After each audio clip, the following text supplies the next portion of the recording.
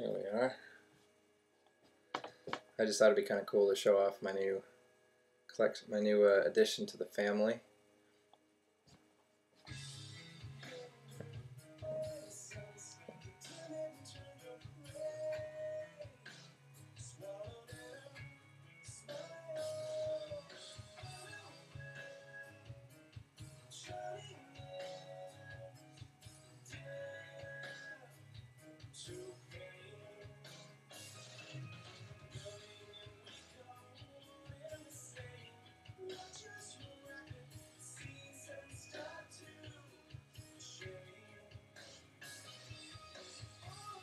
I think she's cold. She was a little more energetic earlier, but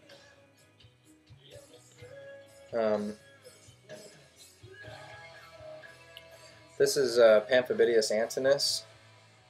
She's a cousin to the Goliath bird eater, which is Theraphosa blondii from Guyana. This girl comes from Peru, and I was absolutely pumped when I saw her at the reptile show in Colombia recently.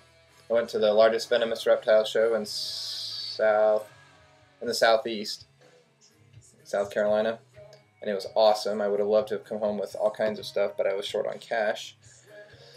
I knew I wanted a big spider, and when I saw this girl and learned about her, I was pretty pumped, so I knew that she was the one I was looking for. I guess supposedly these guys only reach up to a max leg span of like 8 or 9 inches, you know, in contrast to their Goliath bird eater cousin, which gets up to about 12 inches in diameter, or not diameter, leg span. And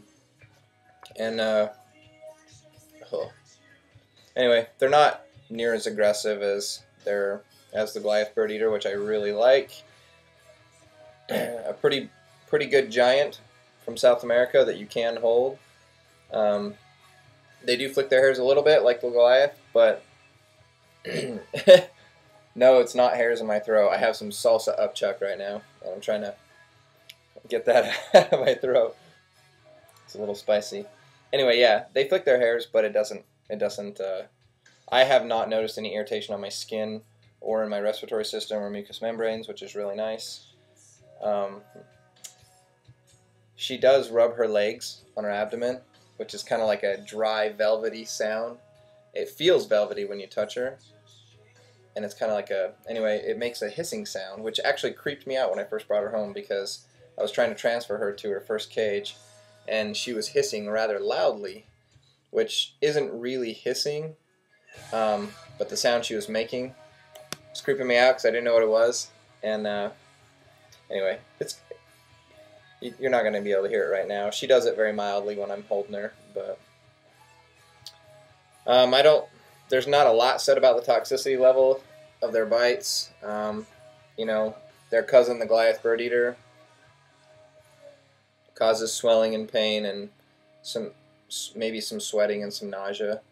It's supposed to be kind of like a bad wasp sting.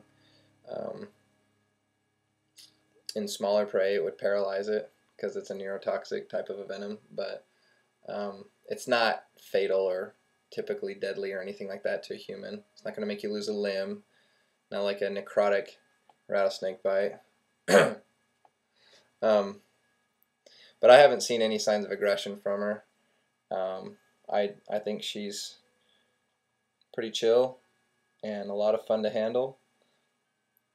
I wouldn't recommend for a novice. These are not built as heavy-bodied as the Goliath bird eater. They're built for speed. They do have some weight to them, which is kind of nice. I enjoy. Holy cow! See what I'm talking about? That was speed right there. That was a creep me out moment. I think my breath did that to her. They're very, very sensitive. All the hairs on their body are very sensitive to vibration and movement in the air. So if you breathe or sneeze or anything, it's really common to see a spider like this jump out of your hands, but not out of your hands, but she gets jumpy.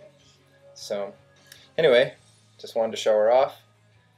I'll see if I can give you a good idea of her leg span. It's kind of hard to get, but I'd love for you to see how big her leg span is.